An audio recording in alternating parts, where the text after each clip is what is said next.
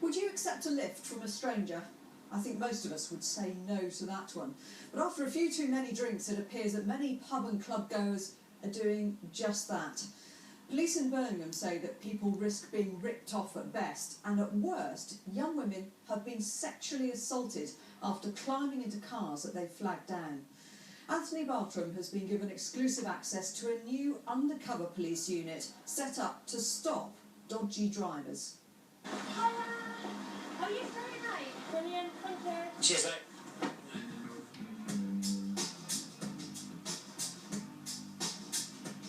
There are some cab drivers who have no business and no licence to pick you up. Most are in it to make some quick cash, others have a much darker motive, setting out to lure vulnerable, often drunk-load women into their cars. Tonight we're out with the police and the council looking for dodgy drivers. They're known as pliers. It's Friday night and Birmingham's buzzing. So you're quite suspicious of this guy tonight? Yeah. In a few hours, they'll all be looking for a ride home. Have you ever flagged down a private hire vehicle to get home? There's no problems. You've never done that? Why? Because it's not safe. And when you go home tonight, what's your plans then? Black house out the road. Black house? Yeah. That's the answer PC Dave Humferson and his team want to hear. But far too many pub and club goers aren't thinking carefully enough about who's taking them home. Have you ever flagged down a private hire? In Manchester we have Private hire and not a taxi? Yeah, private hire. Do you know the safety implications there? No.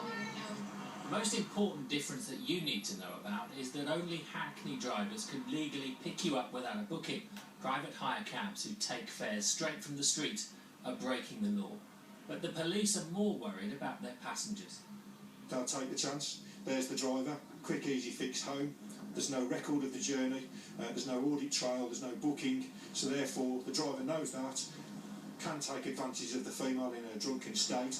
The police are not out to scare people, but when you hear about some of the cases they've dealt with, the message really hits home. You don't think when you're drunk. You just decide you're going home and getting the closest taxi to get home. The car Sarah got into wasn't a cab at all. You hear about stories, but I didn't think it was that common at all. You alright, love?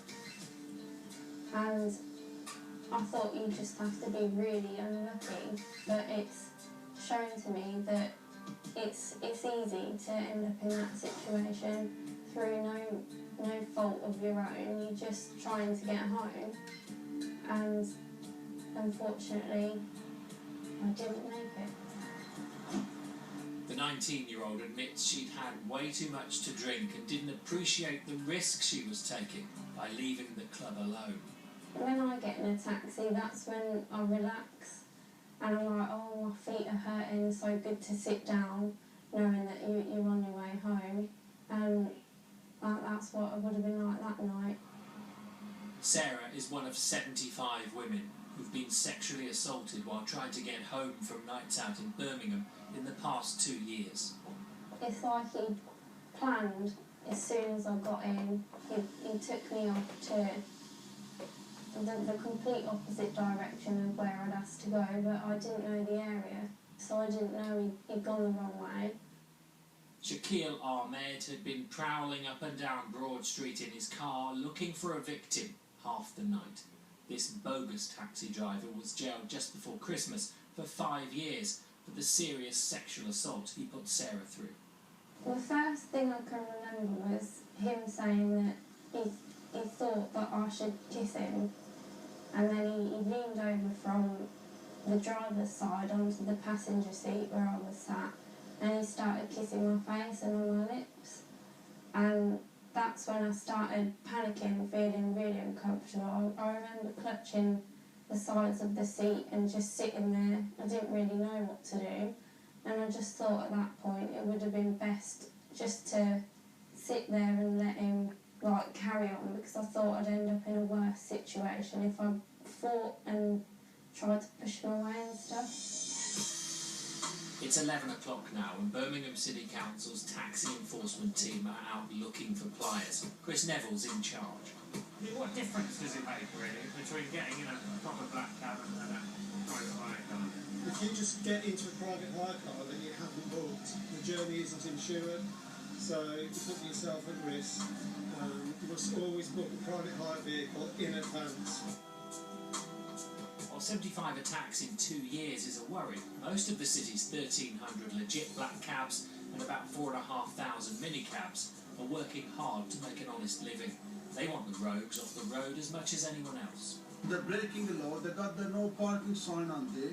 You watch after 12 o'clock, they'll be all over the place, man. Well, the police have got to be more strict because it's a city centre.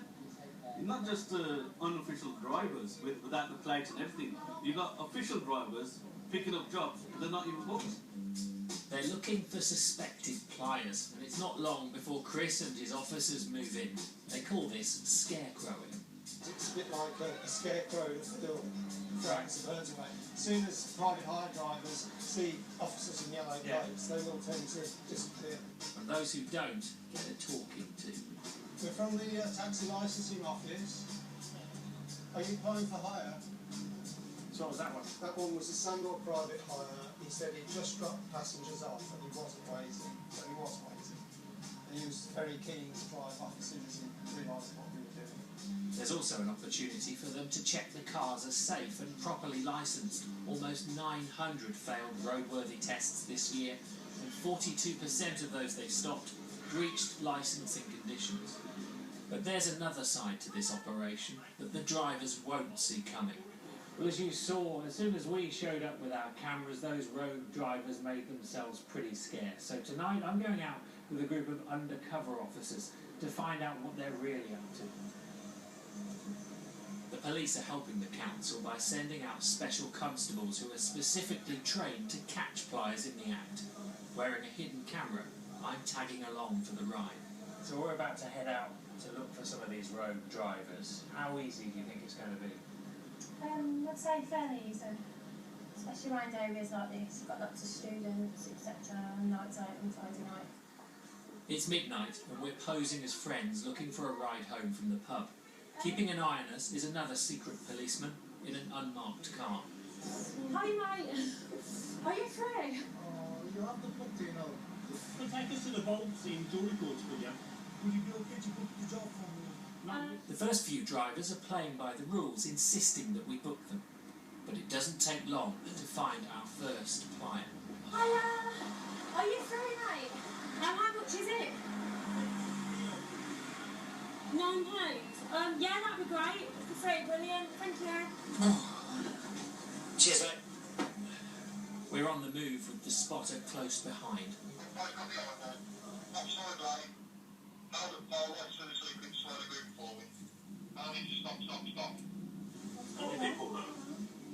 These sting operations have been running since September with 20 teams of trained special constables. While this suspect's been dealt with, I joined 2 more undercover officers at just after 1 in the morning, where another private hire driver's hanging around. He agrees to take us without a booking, and the team are rolling again. We don't get far before the police move in to pull us over. At this stage, he has no idea there's a couple of cops and a reporter on board. Just say you're my friend, I'll put you from the house. Yeah, okay. It's not a paid job, yeah? Okay, and sure, you'll get No, you'll get it. They're just trying to be nosy, ain't it? Be nosy. Don't say you just booked it because you're not booked, are you? The game is up for our driver, and the council's licensing officers can take things from here. Oh. My city involvement in the city council. The officers in the back have police officers. Yeah. So we are second taxi driver of the night, picking us up off the streets. He faces losing his licence now, all for a £10 fare. And to cap it all, our cabbie now needs to call a taxi himself because his car has been seized. Every time the undercover teams go out, they catch a few more. It's happening because people are willing to take a gamble, and perhaps the best advice comes from someone who gambled and lost. I have had a few panic attacks over things, and I just get scared a lot now, and I can see the dangers in everything at the minute because it's still quite fresh in my mind. Now, if you've been affected by any of the issues in the film or just want to know how to avoid being the victim of a bogus driver, then go to our website. The address is bbc.co.uk/inside out.